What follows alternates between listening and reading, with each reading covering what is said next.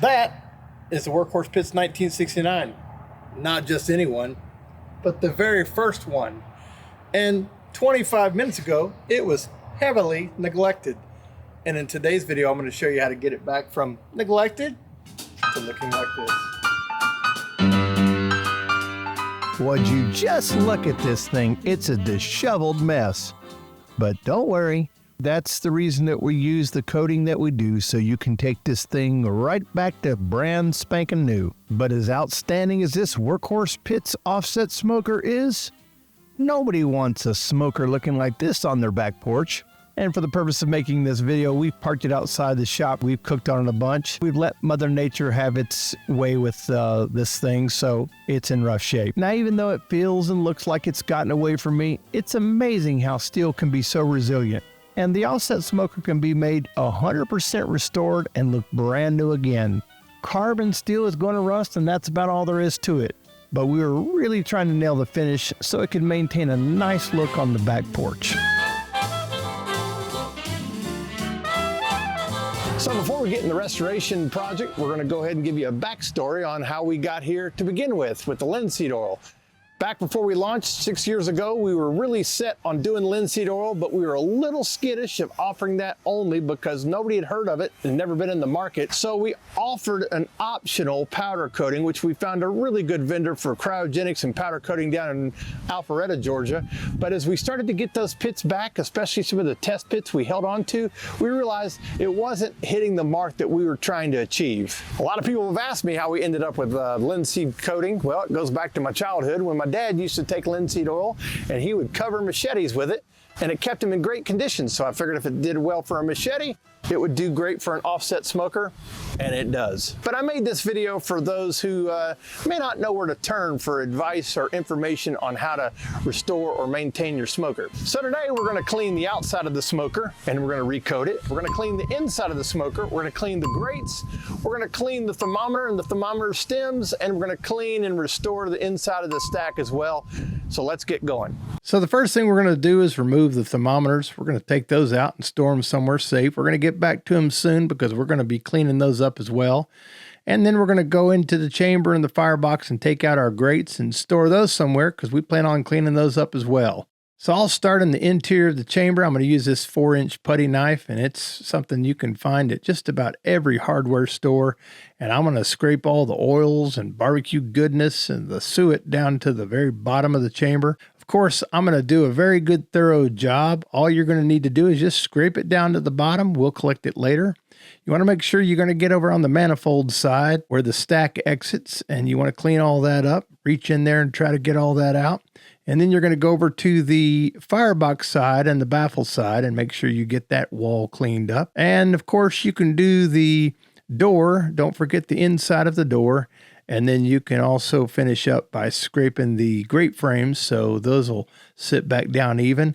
And now we've got everything down to the very bottom of the chamber. I'm going to start scraping everything, or actually using this putty knife like a shovel, and picking everything up and tossing it in the bucket. Once I've got everything out, I'm going to go ahead and take my hand and use this putty knife in my hand just to scrape the rest of the residue over towards the drain hole where it will fall right into the bucket. We're just going to follow the same process for the firebox. Now, there won't be any barbecue goodness in there. That's going to be mainly just ash. So it'll be a little bit more dry, but at the same time, as long as you've kept your ash out of there, the firebox should be in pretty good shape. Now we're going to move on to the outside of the chamber and firebox. We're going to start getting it cleaned up, getting all the rust off. I recommend using a green Scotch-Brite pad. You can find them at grocery stores and hardware stores. They work really well. For the sake of time, I'm going to use this grinder. If you've got a grinder in your household, then they'll come in handy as well. Speeds it up. It doesn't really do it any better. It just actually speeds up the process. And I'm going to use this cupped wire wheel and get at it here.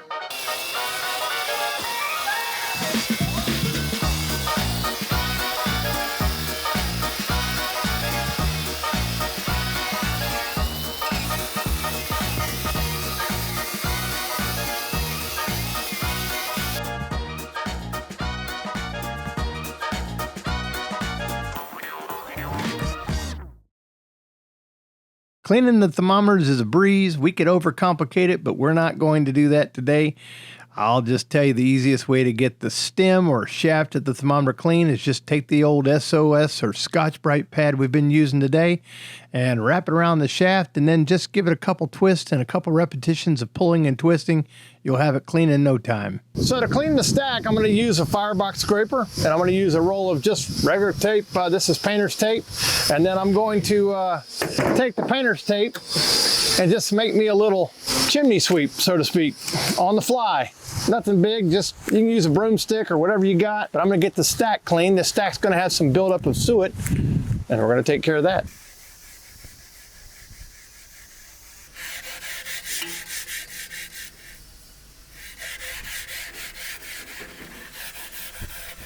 There are now more opinions on how to coat with linseed oil than when we first started, but I find the easiest way to reapply linseed oil at home is right after a cook, or you can start an isolated fire. Either way, you want to get the chamber to about 350 degrees or just a little bit more. And once your thermometer say 350, you're going to actually keep that fire going in there for about 20 minutes so you can get all the steel hot. Once your chamber's up to about 350 degrees or just a little bit more, you can take a damp towel and wipe off all the dust that you've gotten off with the Scotch-Brite pad. Because the steel's hot, it'll dry quickly, and it'll also dry up all the moisture. Then you just take your sponge, apply a little linseed oil. You can use a bucket or you can just pour it on the sponge, and you're just going to lightly coat the entire chamber and firebox. Because the steel's hot, it may run a little bit, so you can just keep wiping off the excess until you have a light coat of linseed oil on the entire chamber and firebox. Another hack you could do is you could also use clear coat gloss spray paint, $4 or $5 at your Home Depot or Lowe's, and you can clear coat the wood basket, the stack, and the legs. Since we're not getting them hot, this is just an easy way to get those coated. It lasts about the same time or the same length as linseed oil. Last on our maintenance to-do list is coating the grates. Now, you can pressure wash the grates and reapply some food grade oil, or you can take our old trusty Scotch-Brite pad and just wipe them down and then maybe just hose them off. Either way, the grates are pretty easy to maintain. I coat my smoker one time per year. I usually do it the Friday after Thanksgiving. That's just my routine. I live in the North Georgia mountains, so I only coat it one time per year, but if you live by the sea or saltwater, you may want to coat it twice a year. If you want to coat it every month, that's fine as well. It's up to you. I don't let my smoker at home get anywhere near the condition that we let this OG 1969 get. We've exposed that thing to the elements for 6+ years, and that's just for an example. If your smoker has gotten in that condition, how easy it is to get it to brand new. And voila, we're done.